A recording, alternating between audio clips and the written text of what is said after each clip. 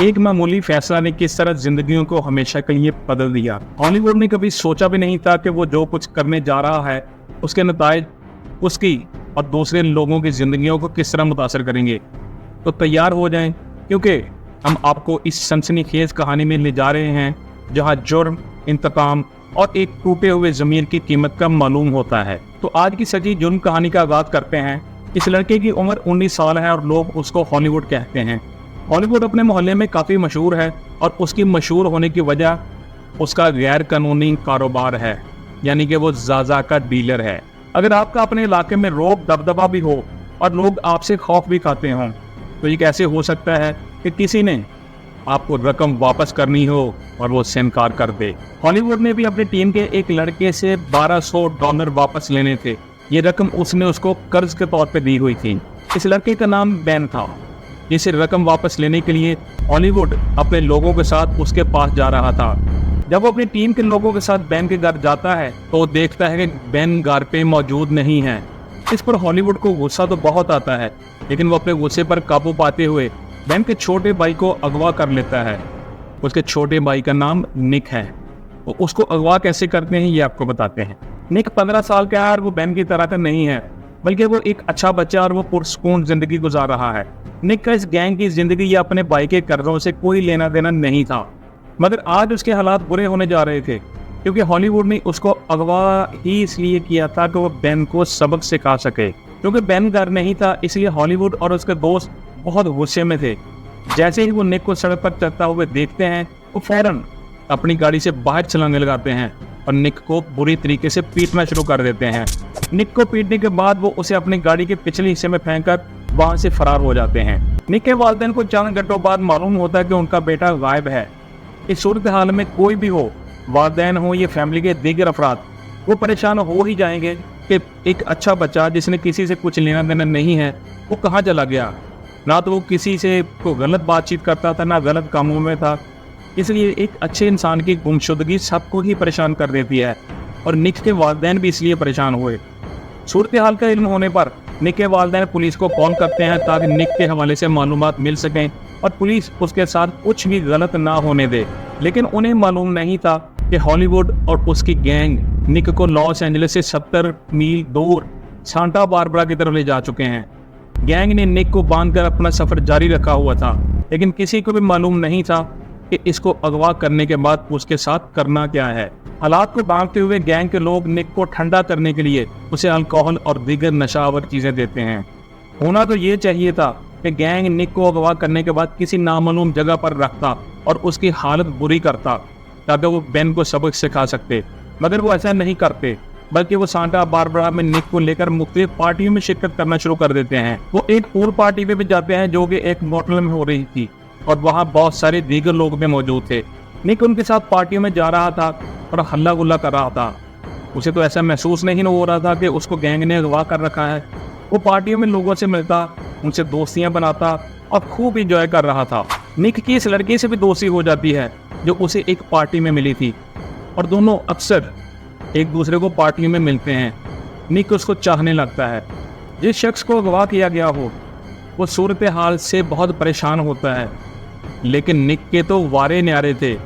वो तो मज़े करना शुरू हो गया था, पार्टियों में आ जा रहा था, क्योंकि अगवा के बाद उसकी ज़िंदगी मज़ेदार बन गई थी।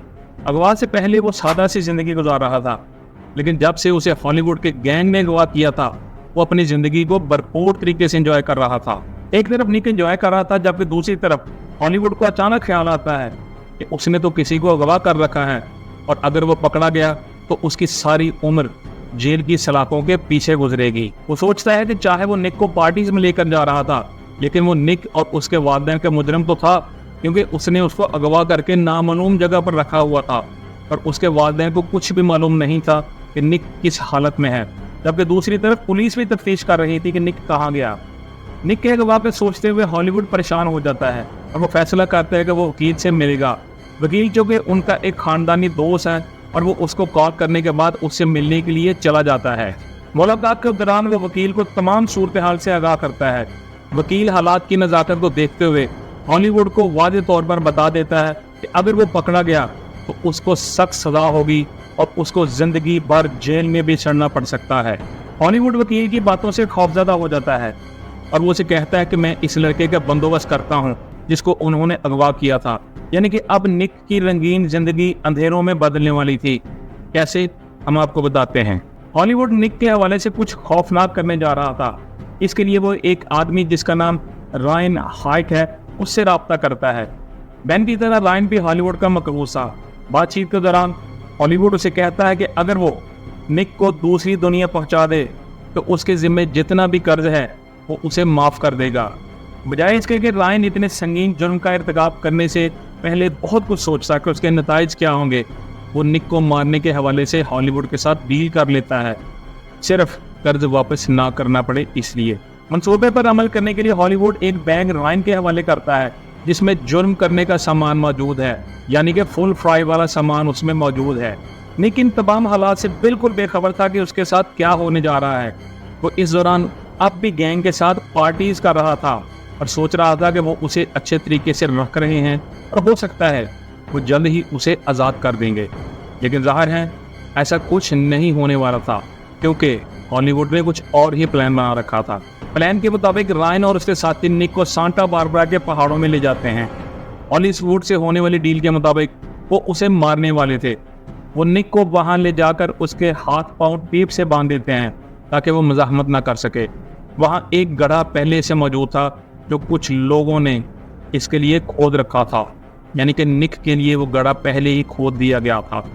जब निक इस खौफनाक सूरत हाल में खड़ा हालात का जायजा ले रहा होता है तो अचानक रायन उसके सर पर बेलचे से जोरदार वार करता है, जिसकी वजह से निक जमीन पे गिर जाता है।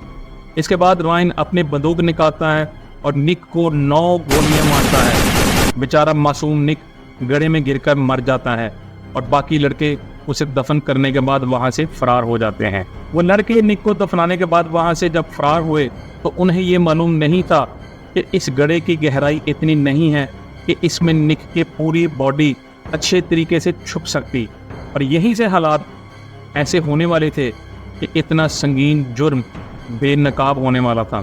और ये हो ही नहीं सकता कि जुर्म हुआ हो और वो बेनकाब ना हो। पहाड़ों में जिस जगह पर यह गड्ढा खोदकर निक को दफन किया गया था वो एक मशहूर हाइकिंग ट्रेल के करीब थी। इस संगीन जुर्म के चंद दिनों बाद कुछ पैदल चलने वाले लोग इस गड्ढे के करीब से गुजरे और उन्होंने निक की लाश देख ली और फौरी तौर पर पुलिस को इतला दी, क्योंकि उस गड्ढे से निक का एक पांव बाहर नजर आ था। चंद दिन बाद निक की लाश का किस्सा सांता बारबरा के अखबारात और मीडिया में आ जाता है।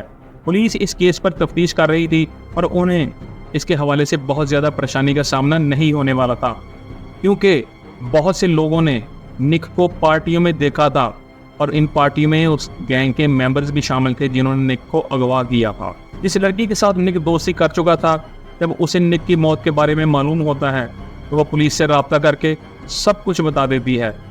फिर चंद घंटों बाद पुलिस रायन को गिरफ्तार कर लेती है। उसके बाद पुलिस चंद दीगर लोगों को भी पकड़ती है जो रायन के साथ इस घिनौने जुर्म में शरीक थे। जब पुलिस इस केस की तफ्तीश कर रही थी और छापे मारकर लोगों को गिरफ्तार कर रही थी तो उस वक्त तक हॉलीवुड के बारे में किसी को भी मालूम नहीं था कि वो कहाँ है।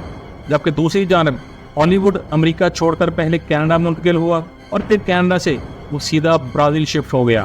तफ्तीश के दौरान पुलिस जान चुकी थी कि इस घिनौने जुर्म के पीछे हॉलीवुड है। पुलिस इसकी तलाश कर रही थी, लेकिन साथ ही साथ FBI भी इसमें मुलविस हो जाती है और दोनों अदारे कई साल तक हॉलीवुड की तलाश जारी रखते हैं, मगर उनको हॉलीवुड नहीं मिल रहा।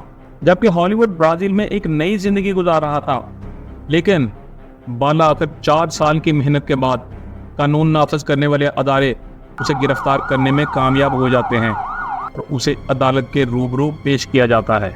निक के कत्ल के जुर्म में अदालत हॉलीवुड को उम्र कैद की सज़ा सुनाती है, जबकि इससे कबल रायन हाइट को सज़ाए मौत दी जाती है। लेकिन कुछ अर्सा बाद रायन की यह सज़ा कम करके उसे उम्र कैद में बदल दी जाता है।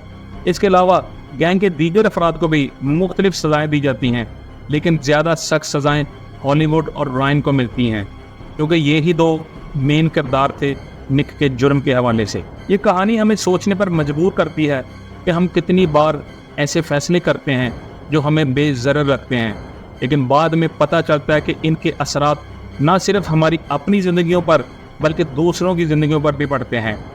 आज की कहानी महज एक जुर्म की कहानी नहीं है, ये इंसान के फैसलों की नाजुक नौइयत और इंसाफ के अमल की तल्ख हकीकत को उजागर करती है।